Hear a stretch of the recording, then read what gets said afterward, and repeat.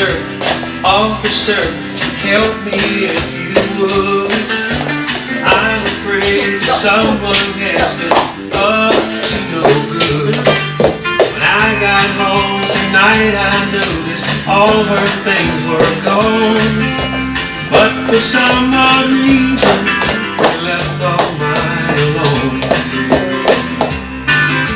One thing I can't understand is just what kind of fools that empty out her closets and leave all my power tools.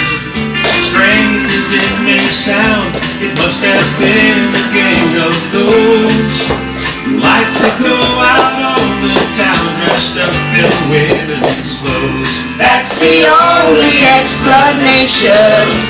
What else could it be? I don't know.